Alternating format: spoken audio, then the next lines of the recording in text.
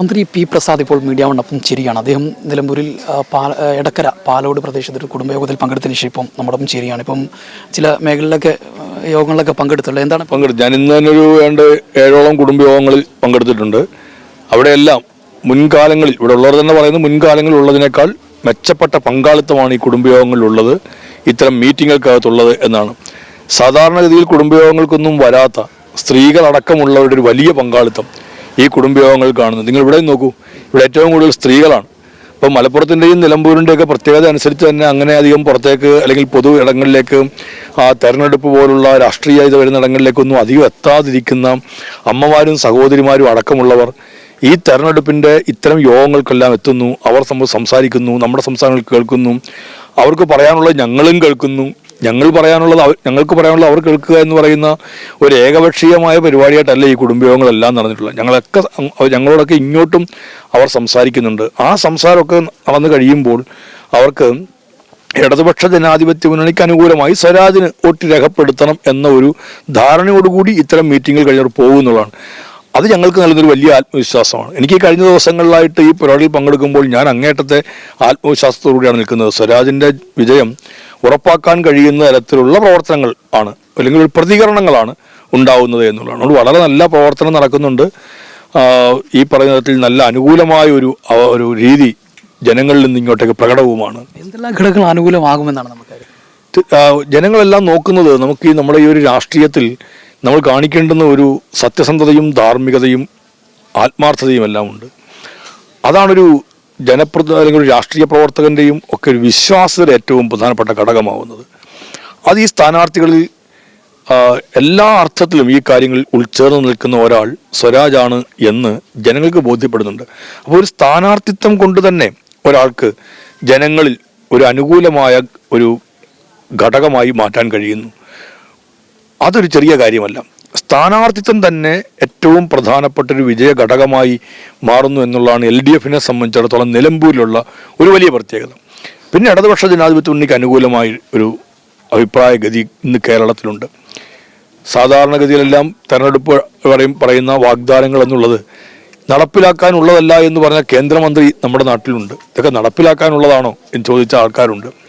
എല്ലാ കാലത്തും അങ്ങനെയാണ് ഇതിനെ കണ്ടിരുന്നതല്ല. പക്ഷേ കേരളത്തിൽ LDF ആണെങ്കിൽ ഓരോ വർഷവും ഞങ്ങൾ ഇന്ന നേട്ടങ്ങൾ ഉണ്ടാക്കി എന്ന് പ്രകടന പത്രികയിൽ പറഞ്ഞതിനോട് ചേർത്ത് വെച്ചിട്ടാണ് അത് പറയുന്നില്ല. അങ്ങനെയാണ് പ്രോഗ്രസ് കാർഡുണ്ട്. ലോകത്ത് വേറെ എവിടെയെങ്കിലും അങ്ങനെ ഒരു ഗവൺമെൻറ്റിൻ്റെ ചെയ്തികൾ സംബന്ധിച്ച് ചെയ്യാത്തത് ഈ കാര്യം വെച്ചൊരു പ്രോഗ്രസ് റിപ്പോർട്ട് ഉണ്ടാക്കിയിട്ടില്ല. കേരളത്തിലാണ് ചെയ്തത്. അപ്പോൾ ജനങ്ങളതെല്ലാം ബോധ്യപ്പെടുന്നു. പിന്നെ രാഷ്ട്രീയത്തിനകത്ത് നമ്മൾ കുറേ അസംബന്ധ നാടകങ്ങൾ കാണുന്നുണ്ട്. നിലമ്പൂർ അതിൻ്റെ ഏറ്റവും പ്രധാനപ്പെട്ട ഒരു വേദിയായിരുന്നു. അപ്പം നിലമ്പൂർ മണ്ഡലം എന്ന് പറയുന്നത് അസംബന്ധ നാടകത്തിൻ്റെ ഒരു സ്റ്റേജല്ല, വേദിയല്ല എന്ന് നിലമ്പൂരുകാർ ഈ തെരഞ്ഞെടുപ്പിൽ പ്രഖ്യാപിക്കുമെന്നാണ് എൻ്റെ വിശ്വാസം. കാരണം രാഷ്ട്രീയം ഇങ്ങനെയൊന്നും ആവാൻ പാടില്ലാത്തതാണ്. പൊതുപ്രവർത്തനത്തിനൊരു വിശുദ്ധിയുണ്ട് എന്ന് പറയുന്നതാണ്. അതിനെല്ലാം തള്ളിക്കളഞ്ഞിട്ടാണ് എത്രയോ തരത്തിലുള്ള നാടകങ്ങൾക്കാണ് ഇവിടം വേദിയായത്. നിങ്ങളൊക്കെ തന്നെ എത്ര റിപ്പോർട്ടുകൾ ഇതുമായി ബന്ധപ്പെട്ട് കൊടുത്തു. അതൊന്നും ജനങ്ങൾ അങ്ങനെ അങ്ങോട്ട് ഉൾക്കൊള്ളുന്നു എന്നെനിക്ക് തോന്നുന്നില്ല. അതും ഇടതുപക്ഷ മുന്നണിക്ക് അനുകൂലമായ ഒരു ഘടകമായി വരും. മതനിരപേക്ഷതയുടെ ആശയത്തിന് വലിയ മുൻതൂക്കം കൊടുക്കേണ്ട ഒരു കാലഘട്ടത്തിലാണ് നമ്മൾ നിൽക്കുന്നത്. ആ ആശയത്തെ ഉയർത്തിപ്പിടിച്ചുകൊണ്ട് നിൽക്കുന്നത് ഇടതുപക്ഷമാണ്. അതിന് മുമ്പിൽ നിൽക്കുന്നത് ഇടതുപക്ഷമാണ്.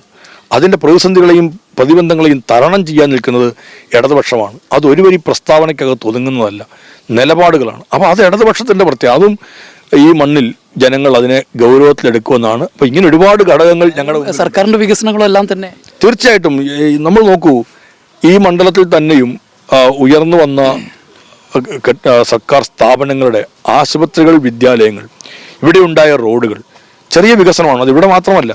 ഇവിടെ ചിലപ്പോൾ കൂടുതലായൊരു പരിഗണന വന്നിട്ടുണ്ടെങ്കിൽ ഒരു ഭരണകക്ഷി MLA വന്നതിൻ്റെ കൂടി സ്വാധീനം ചിലപ്പോൾ ഉണ്ടായേക്കാം.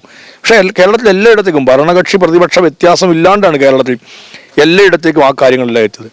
നമ്മുടെ വിദ്യാഭ്യാസ മേഖലയിൽ കെട്ടിടങ്ങൾക്ക്, സ്കൂളുകൾക്കൊക്കെ ആയിട്ട് നമ്മൾ പറഞ്ഞ അടിസ്ഥാന സൗകര്യ വികസനത്തിന് 5000 കോടിക്ക് മുകളിലാണ് ഈ 9 കൊല്ലക്കാലത്തിനിടയിൽ ചെലവഴിച്ചത്. ഇന്ത്യയിലെ വേറെ ഏതെങ്കിലും ഒരു സംസ്ഥാനത്തിന് അങ്ങനെ പറയാൻ പറ്റുമോ? കേരളത്തിന് ഇങ്ങനെ പറയാൻ പറ്റുമോ? 5000 കോടി രൂപ 9 കൊല്ലത്തിനിടയിൽ ചെലവഴിച്ചു എന്ന്.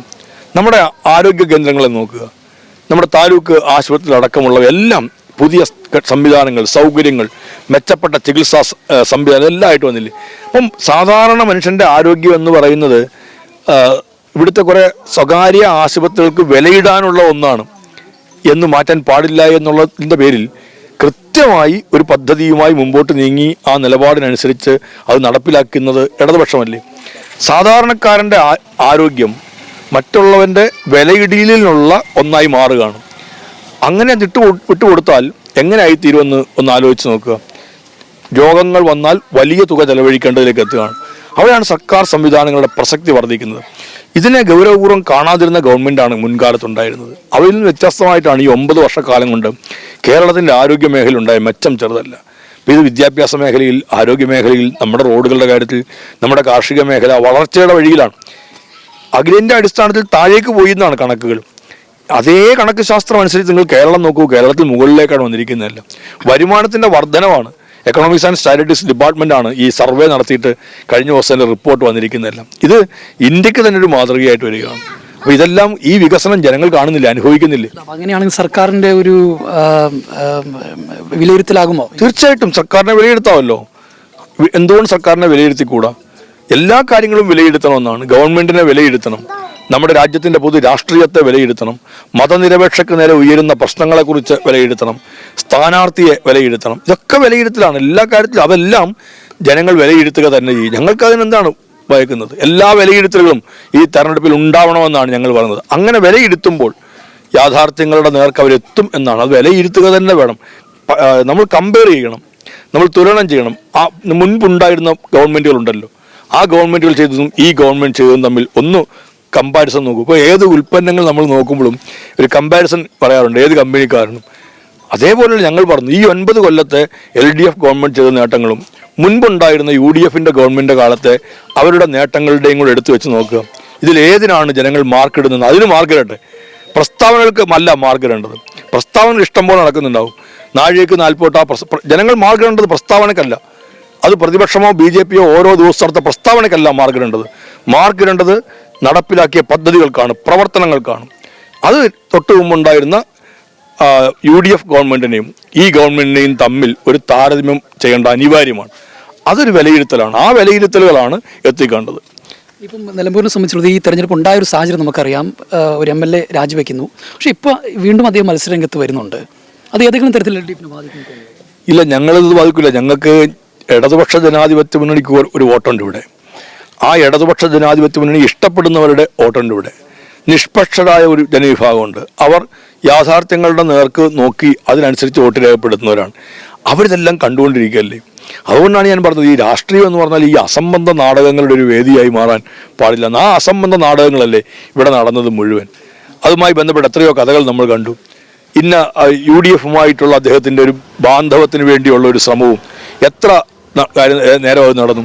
ചില കല്യാണാലോചനകളുടെ കാര്യം പറയുന്നത് പോലെയല്ലേ, അടുക്കുന്നു, അകലുന്നു, വീണ്ടും പോയി ഒത്തുതീർപ്പായിട്ട് വീണ്ടും ആ എത്താൻ ഒക്കുമോ നോക്കുന്നു.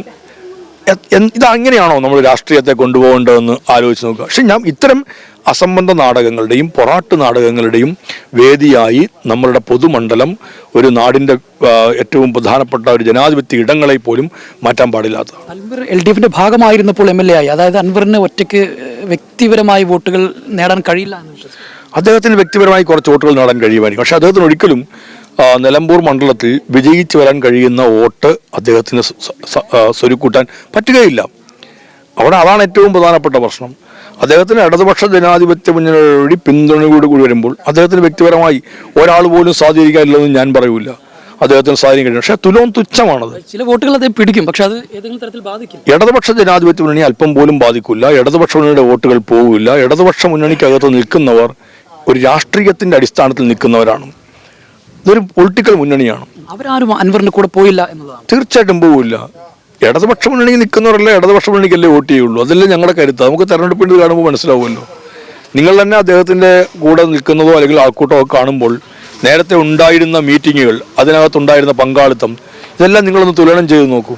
ഓരോ ദിവസം കഴിയുന്തോറും യാഥാർത്ഥ്യങ്ങളോട് ബോധ്യപ്പെടുമ്പോൾ അദ്ദേഹത്തോട് ആഭിമുഖ്യം പുലർത്തിയിരുന്നവർ പോലും തിരിച്ച് മാറുന്ന അവസ്ഥ ഇപ്പോൾ ഈ നിലമ്പൂരിൽ കണ്ടുകൊണ്ടിരിക്കുകയാണ്. അതാണ് യാഥാർത്ഥ്യം. അതുകൊണ്ട് അദ്ദേഹത്തിന് ഈ തെരഞ്ഞെടുപ്പിൽ വേറെ ഒരു ചലനവും സൃഷ്ടിക്കാൻ പറ്റുകയില്ല. പക്ഷേ അദ്ദേഹത്തിന് മത്സരിക്കാനുള്ളതുണ്ട്. അദ്ദേഹത്തിന് കുറേ വോട്ടുകളും ചിലപ്പോൾ ലഭ്യമാവും. ആ വോട്ടൊന്നും കിട്ടൂല എന്ന് ഞാൻ പറയൂല. അദ്ദേഹത്തിൻ്റെ ഇത്രയും നാളത്തെ ഈ കഴിഞ്ഞ 9 വർഷക്കാലത്തെ MLA എന്ന നിലയിലുള്ള സ്വാധീനമൊക്കെ ചിലപ്പോൾ അദ്ദേഹം വിനിയോഗം. പക്ഷെ എന്നാൽ അതൊരു ഒരു തെരഞ്ഞെടുപ്പിൽ വിജയിക്കാൻ വിജയത്തിൻ്റെ അടുത്തെങ്ങും എത്താനോ അദ്ദേഹത്തിന് കഴിയില്ല എന്നുള്ളത് ഒരു യാഥാർത്ഥ്യമാണ്. ഈ തെരഞ്ഞെടുപ്പിലേക്ക് വരുമ്പോഴേ സ്വരാജ് ഭൂരിപക്ഷത്തിൽ വിജയിക്കുന്നത് തന്നെയാണ്. തീർച്ചയായിട്ടും സ്വരാജ് വിജയിക്കുമെന്ന് തന്നെയാണ് ഞങ്ങൾ കണക്ക് കൂട്ടുന്നത്. തീർച്ചയായിട്ടും ഒരു വലിയ തരത്തിൽ ഏതാണ്ട് 10ഓളം മന്ത്രിമാർ ഇപ്പം മണ്ഡലത്തിൽ പ്രചരണ രംഗത്ത് സജീവമാവുകയാണ്. സ്വരാജ് വലിയ ഭൂരിപക്ഷത്തിൽ വിജയിക്കുമെന്ന് തന്നെയാണ് മന്ത്രി പറഞ്ഞു വയ്ക്കുന്നത്. ഷാനു നെറ്റികളത്തിനൊപ്പം ജംഷീർ കൊടിഞ്ഞ്, ടി മീഡിയ 1 നിലമ്പൂർ.